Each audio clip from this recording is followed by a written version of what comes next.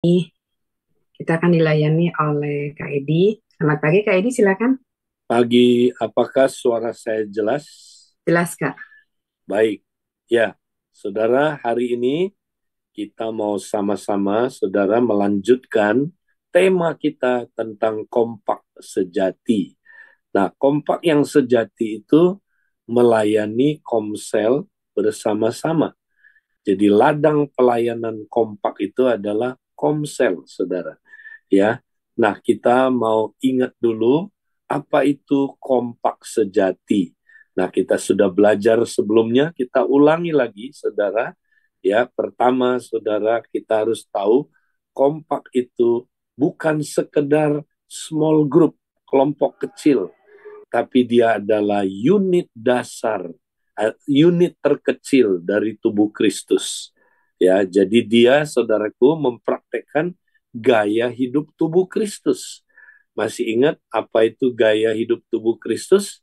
Yaitu gaya hidup up. Dia selalu bersekutu dengan kepalanya, connect terus dengan kepalanya, bukan hanya saudaraku sekali-sekali, terus-terusan.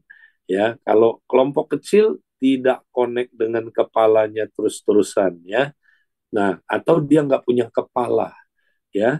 Kemudian saudaraku, kalau dia komunitas tubuh Kristus, dia connect dengan sesama, bersekutu dengan sesama sesering mungkin, ya, sebagai gaya hidup, bukan hanya ketemu seminggu sekali, ya, tapi sehari-hari ada hubungan, saudara. Nah, kalau dia small group, dia nggak punya hubungan sehari-hari. Seminggu sekali program, selesai, bye-bye. Nah, itu kompak-kompakan, itu bukan kompak sejati.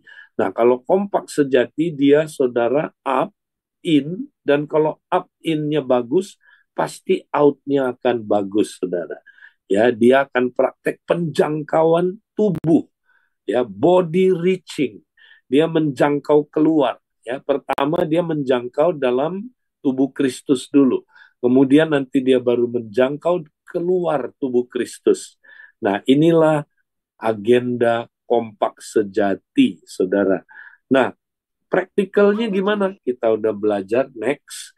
Praktikalnya, up-nya mempraktekkan Roma 12 ayat 1-2.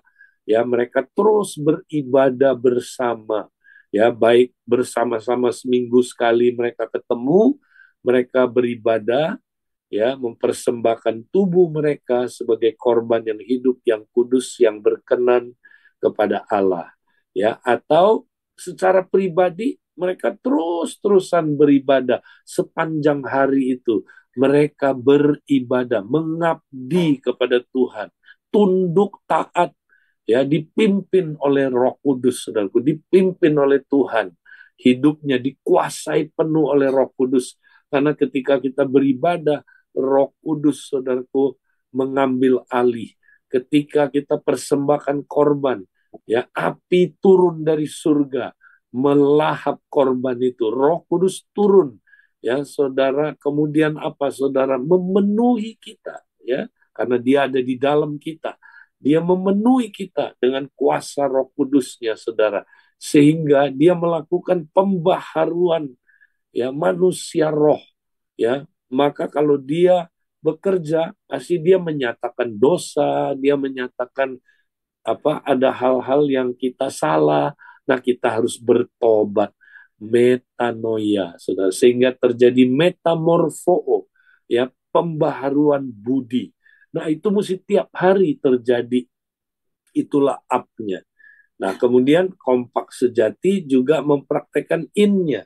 Nah, itu Roma 12 ayat 3 sampai ayat yang ke-8, yaitu sharing kehidupan, saudara. Ya, bersekutu itu bukan sekedar kumpul, tapi sharing. Apa yang saya punya, saya bagi ke kamu. Apa yang kamu punya, bagi ke saya. Sharing menurut karunia-karunia yang kita punya, ya kan? Nah, jadi di dalam kita kumpul di kompak, jangan lupa kita sharing kehidupan, saudara. Nah, apa kehidupan kita yang perlu kita sharing? Kehidupan kita sebagai murid. Ya kan, kita murid kan, kompak itu kan kumpulan dari komunitas murid kan. Berarti saudara yang kita sharing ya kehidupan murid. Masih ingat kita belajar setahun tahun lalu. Apa itu gaya hidup murid? 3B. Berjalan bersama Kristus tiap hari, belajar dari Kristus tiap hari, berubah serupa Kristus tiap hari. Nah, ini yang kita sharingkan ya di dalam kompak. Jangan sharing yang lain-lain. Sharing pengalaman hidup kita dalam berjalan, belajar, berubah. Nah, ini agendanya sharing kita. Nah, sekarang outnya. Outnya apa? Roma pasal yang ke-12 ya, ayat yang ke-9 bahkan sampai Roma 16 ya. Itu bicara tentang apa, Saudara? Bicara tentang out ya, misi, Saudara. Ya, apa kita punya misi ya, yaitu saudara menjangkau jiwa, ya, menjangkau jiwa.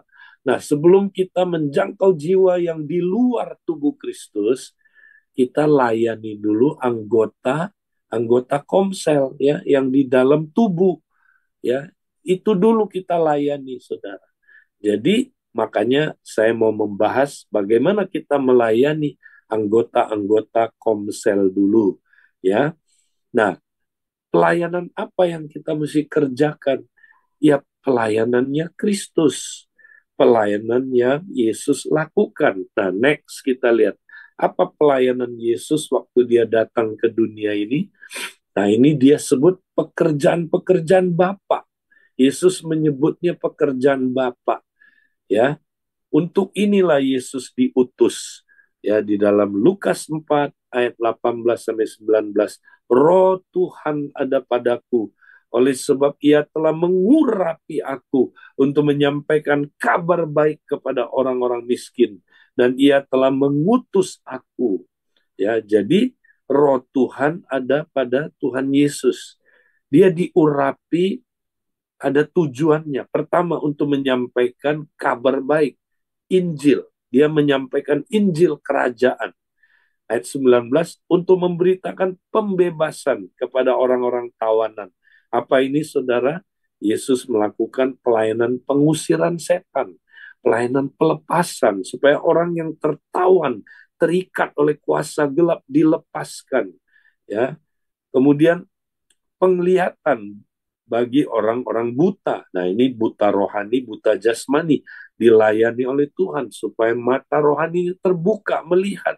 Juga ada orang buta, saudara, secara jasmani dibuka mata rohani, matanya, saudara, ya, disembuhkan untuk membebaskan orang-orang yang tertindas.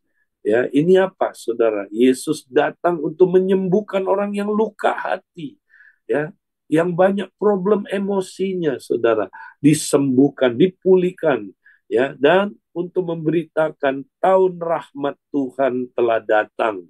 Nah, apa ini, saudara? Bahwa kalau kerajaan Allah datang, ada janji kemerdekaan yang total.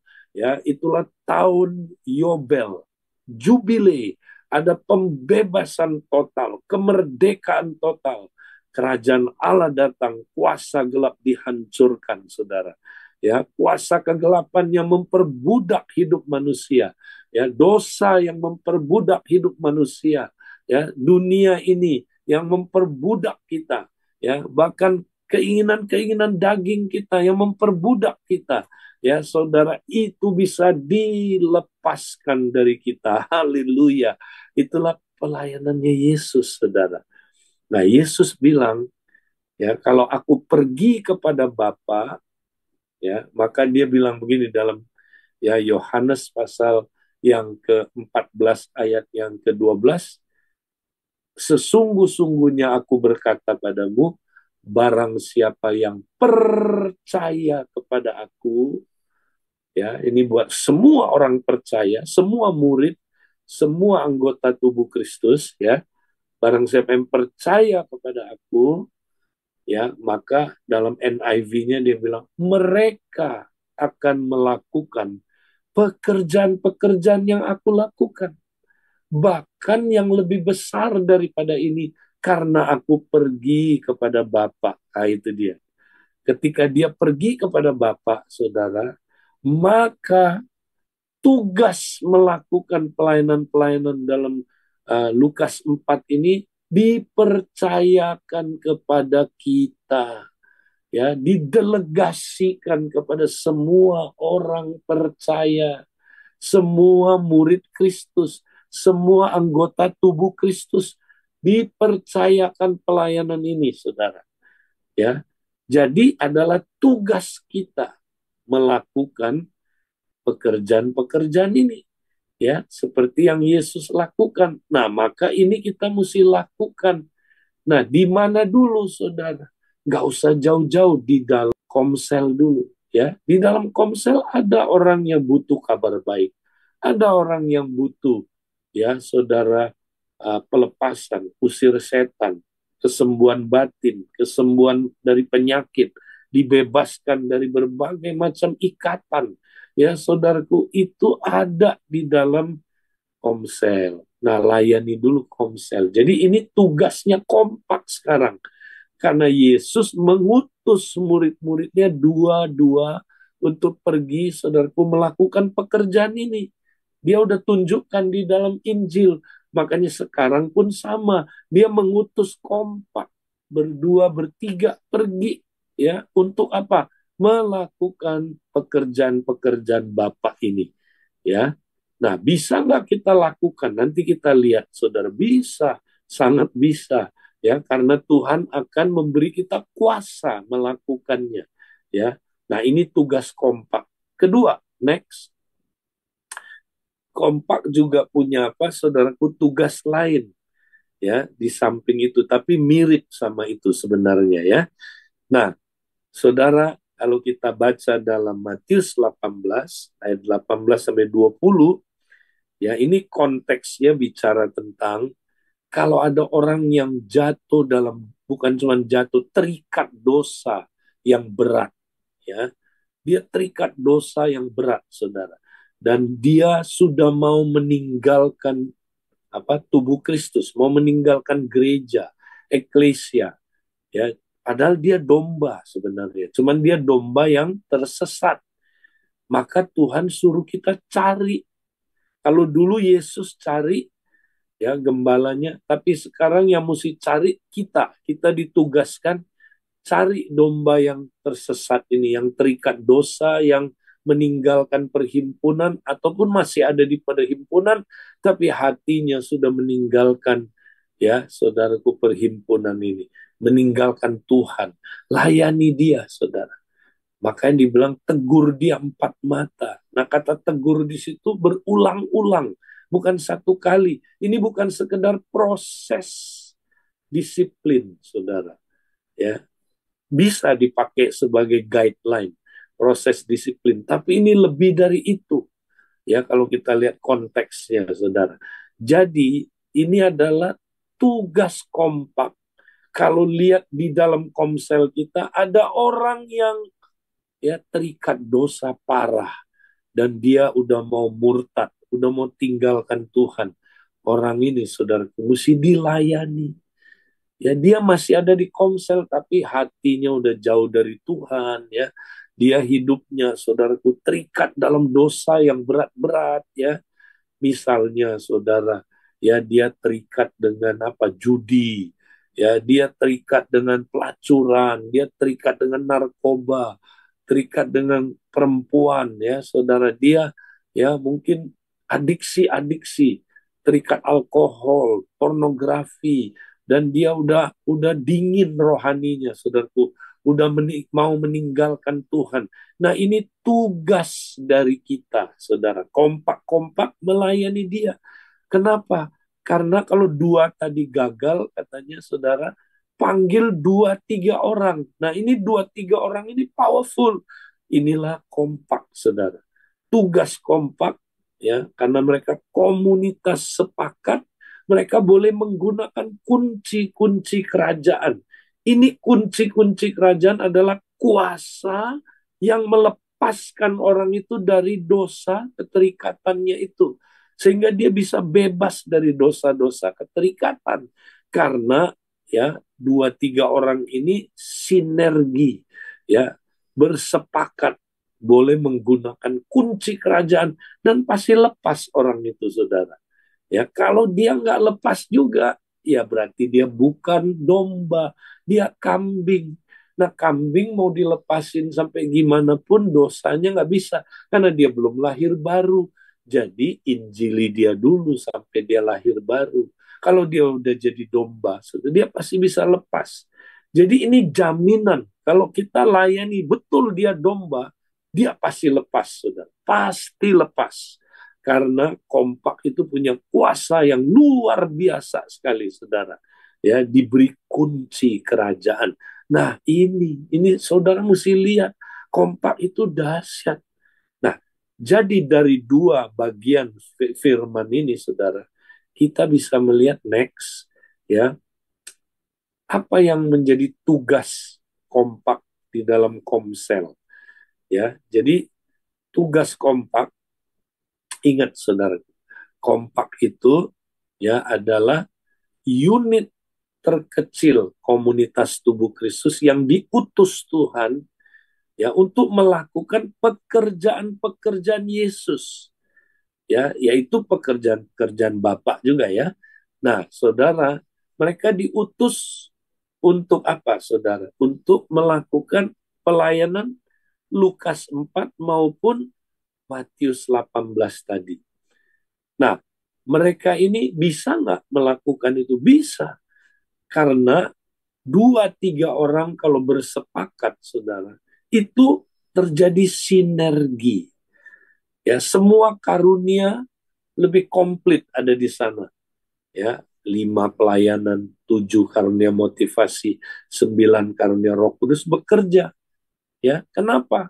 Kalau satu orang nggak bisa, saudara. Kalau satu orang, ya paling satu karunia pelayanan, satu karunia motivasi, satu karunia, 9 karunia yang bermanifestasi.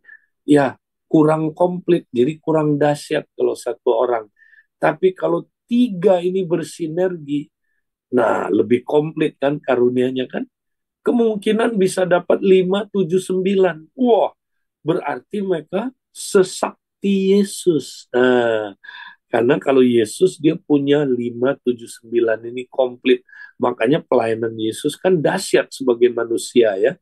Nah, kalau kita bersinergi jadi satu, terjadilah body ministry. Maka kita memiliki potensi pelayanan seperti Yesus.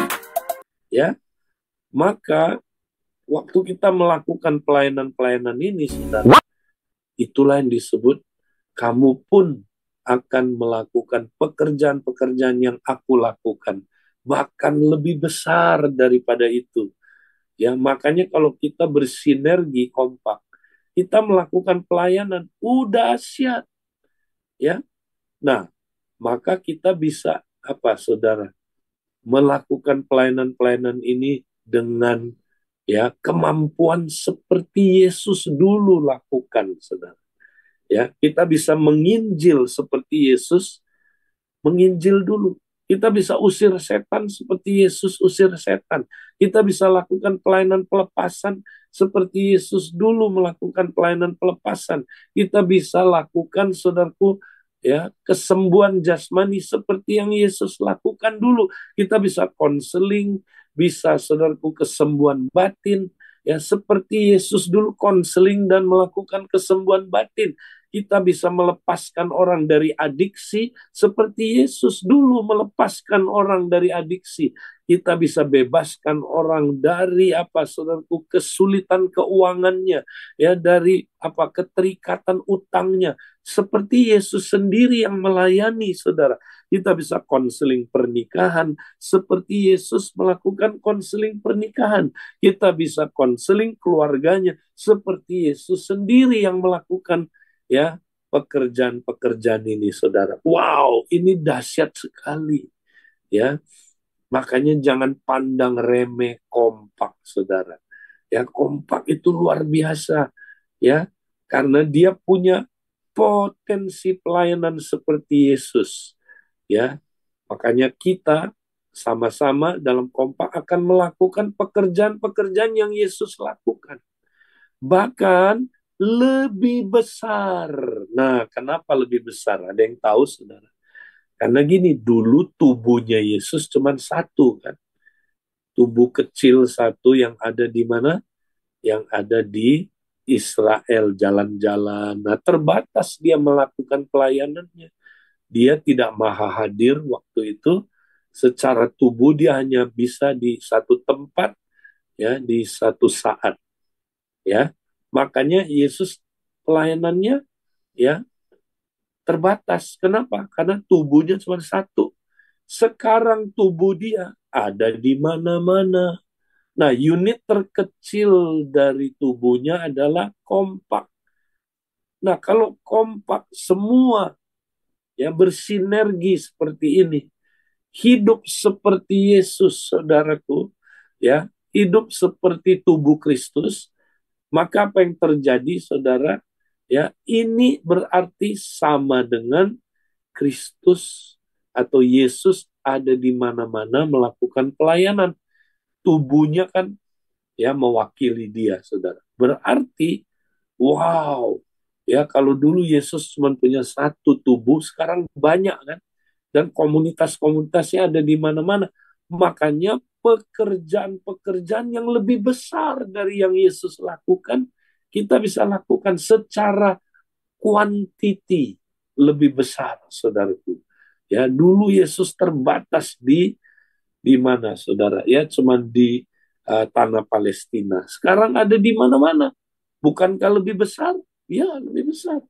Bahkan ada penyakit-penyakit yang mungkin zaman itu belum ada, ya, saudara. Tapi sekarang kita bisa dipakai menyembuhkan penyakit itu. Ya, seperti Ebola, AIDS, ya. Mungkin zaman itu belum ada, saudara. Tapi zaman ini ada. Bukankah kita bisa melakukan yang lebih besar dari segi kualitasnya, ya, saudara. Nah, jadi saudara, kita lihat, saudara, bahwa kita kalau bersama-sama dengan kompak kita, wow, kita akan melayani, saudaraku, jiwa-jiwa di Komsel. Jadi mari, saudara, kompak, ya, harus punya tujuan ini. Ya, setelah kompak saudara terbentuk, ya, up-nya bagus, in-nya udah bagus, udah, ya, jangan lagi tunggu-tunggu outnya kapan, ya, ya nantilah kalau ada waktu. Enggak, cepat langsung praktek out. Nah, outnya gimana? Doa. Saudara kan tubuhnya minta apa? Doa dari kepalanya. Kepalanya Kristus. Tuhan, apa yang kami mau lakukan? Doa. Tuhan, biarlah kami mau fokus ke jiwa-jiwa yang ada di Komsel. Nah, pertama doain dulu Komsel saudara. Ya, kan banyak kebutuhan. Mungkin ada Komsel saudara yang sudah mereka anggota Komsel yang udah datang tapi belum lahir baru. Belum lahir baru mereka. Supaya mereka lahir baru, injili mereka. Makanya lakukan pelayanan penginjilan. Ada yang terikat setan. Mungkin ada yang kerasukan, usir setannya. Ada yang butuh pelepasan. Ada yang masih diikat, saudara. Berbagai macam ikatan kuasa gelap. Doain supaya apa, saudaraku? Ya, supaya mereka lepas. Mungkin ada yang sakit, doain. Nah, kalau saudara doainnya dengan 5, 7, 9, keren. Ya, kemarin udah dengar kesaksian kan dari Susi tentang dapat ginjal baru, bisa, saudara. Ya, di kita akan lihat mujizat yang luar biasa. Tuhan udah buktikan selama saudara, masa apa itu, saudara, masa COVID, ya, di mana kita cuma tumpang tangan di layar kaca, wah, orang langsung manifest, ya, tumpang tangan di layar kaca orang sembuh, tumpang tangan di layar kaca orang dapat mujizat, saudara, tumpang tangan di layar kaca terjadi penginjilan, terjadi kesembuhan batin juga. Ya, Pak Loki kesaksian, saudaraku, mereka punya kekhususan dipakai Tuhan, inner healing. Wow, banyak, saudara, jiwa-jiwa yang kompak ini lakukan menyembuhkan orang yang inner healing. Ya, orang yang membutuhkan inner healing, ya. Nah, saudara, ini luar biasa. Ya, bahkan kita bisa lepaskan orang dari adiksi, ya, terikat alkohol, terikat Bahkan sebenarnya nggak perlu rehab. Kalau kompak benar-benar melayani orang, saudara. Sungguh-sungguh dia bisa lepaskan orang itu dari dosa. Ada yang butuh apa? Pemulihan keuangan, saudara. Karena dia hutang. Ajarin dia financial freedom. Ya, ajar mereka, saudara. Ada yang butuh konseling, pernikahan. Ya, saudara temenin. Mungkin setelah dikonseling ya, saudara, dia perlu diajak ya ikut nanti acara couple ya. Nah, bisa kita rekomen dia ikut ya, kita tolongin saudara. Kalau dia nggak punya uang, kita bayarin. Nah, ini pelayanan saudaraku kompak ya. Mungkin dia perlu konseling keluarga dan sebagainya. Saudara jadi kompak itu dibangun Tuhan untuk melayani rumah Tuhan supaya semua batu-batu hidup yang saudaraku Tuhan bawa ke kompak itu ke komsel itu bisa tersusun rapi dibangun menjadi tempat kediaman Allah. Nah, next kita lihat yang terakhir saudara. Ya, jadi komsel kita sebenarnya ya seperti gambar ini saudara. Ya, komsel kita itu sebagian orang udah tersusun rapi, ya dibangun menjadi tempat kediaman Allah. Ya, karena dia udah batu hidup, kemudian saudaraku dia udah disusun rapi. Ya, dia udah masuk ke dalam struktur keluarga rohani.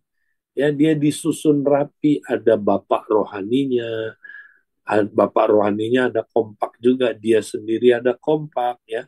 Kemudian dia punya anak rohani, punya kompak juga ya, saudara. Nah, semua orang ada di dalam ya bangunan rumah Tuhan rapi tersusun ya, dibangun di atas dasar para nabi dan para rasul, Yesus Kristus batu penjurunya, saudara. Lihat bentuknya aja semua serupa batu penjurunya. Siapa batu penjurunya? Yesus. Ya, jadi kita disusun rapi dalam rumah Tuhan. Ya, kita masuk pemuritan, kita ada di dalam kompak, ya, kita dimuridkan, kita memuridkan. Nah, kita udah rapi tersusun di dalam rumah Tuhan. Tapi masih ada jiwa-jiwa yang datang ke komsel, ya, saudara, tapi mereka mungkin belum lahir baru. Ada, ya, mereka masih kotor. Nah, ini dulu batu-batu yang mati itu, saudara, batu-batu yang masih apa, saudaraku, ya terkubur di dalam tanah yang hitam, yang gelap. Ini bicara orang-orang yang masih hidup di dalam kerajaan kegelapan.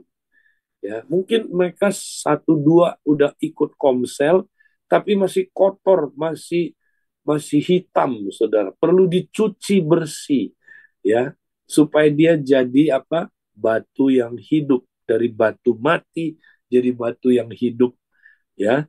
Itu lewat Injil, pemberitaan Injil. Jadi kita perlu injili mereka. Nah, tapi sebagian mungkin sudah lahir baru, saudara. Ya, mereka udah jadi batu hidup, tapi walaupun batu hidup, mereka lihat yang sebelah kanan, baru tumpukan-tumpukan batu. Ya, belum jadi rumah Tuhan. Tapi udah batu hidup. Nah, 1 Petrus 2 ayat yang ke-5 bilang, hendaklah kamu dipergunakan sebagai batu-batu hidup, hendaklah kamu ya batu-batu hidup dipergunakan sebagai apa, saudara, dibangun menjadi tempat kediaman Allah ya, untuk suatu imamat yang kudus ya. Jadi saudara, kita udah batu hidup, tapi kita perlu apa, saudara, dibangun menjadi rumah Tuhan. Jadi batu hidup aja belum selesai, saudara. Dia mesti dibangun ya supaya jadi rumah Tuhan. Lihat tumpukan batu ini, saudara. Itu belum rumah kan? Itu baru apa, saudara? Tumpukan batu ya. Udah batu hidup, tapi masih tumpukan batu. Perlu dibangun. Nah, gimana caranya, saudara? Ya, maka dia perlu dipahat karena bentuknya masih tidak beraturan, saudara ya. Ada yang batunya lonjong, ada yang batunya segitiga, aduh bentuknya belum rapi. Nah, maka dia perlu apa, saudaraku? Di dipahat sampai menjadi rapi, ya, supaya dia bisa disusun rapi menjadi tempat kediaman oleh Roh, ya, tempat kediaman Allah oleh Roh. Nah, untuk itu proses pemuritan, saudara. Maka dia perlu dimuridkan. Nah, siapa yang mesti muridin mereka? Yang udah ada di dalam kompak. Ya, muridin mereka, saudara. Supaya nanti semua anggota komsel, saudara, ada di dalam kompak-kompak. Ya, sehingga semua orang ada di dalam struktur rohani, ya, di mana saudara, ya, ada bapak rohaninya yang punya kompak, dia sendiri juga punya kompak, dia punya anak rohani yang punya kompak. Nah, inilah sasaran kita, kompak-kompak. Jadi tolong kompak-kompak, saudara, ingat Anda punya tugas, ya, Anda dibentuk, diciptakan oleh Tuhan. Kompak-kompak itu untuk membangun rumah Tuhan dengan melakukan pelayanan Yesus, pekerjaan Bapa. Ya, lakukan ini, saudara. Oh, saudara akan lihat kompak-kompak, excited banget, saudara. Kemarin saya dan istri saya 2 hari yang lalu, ya, saudara, kami bersama-sama melayani satu jiwa, saudara. Belum bertobat jiwa ini, saudara. Ya, tapi ketika kami berdua, ya, bersepakat, kami doa sepakat, kami kemudian, saudaraku, lakukan waktu pelayanan, kami sepakat, ya, kami bergerak dalam berbagai karunia, dan itu dahsyat banget, saudaraku. Orang itu langsung terima Yesus, ya, dia nangis terima Yesus, saudaraku, ya, padahal dia seorang pemimpin yang luar biasa, dan sekarang, saudaraku, dia lahir baru.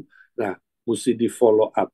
Kami melakukan pelayanan tubuh, nggak sendirian. Kompak itu dahsyat kalau bersama-sama bersinergi. Itulah tugas kompak, saudara. Mari, jangan kita sibuk up, in, lalu lupa out-nya, ya. Jadi out-nya adalah pelayanan di dalam komsel dulu, ya. Sampai semua orang di dalam komsel dimuridkan, ya. Nah, ini dia, saudaraku, yang Tuhan mau kita mengerti lebih dalam lagi tentang kompak sejati. Nah, Tuhan memberkati. Saya kembalikan ke teman-teman yang sedang bertugas. Kalau misalnya ada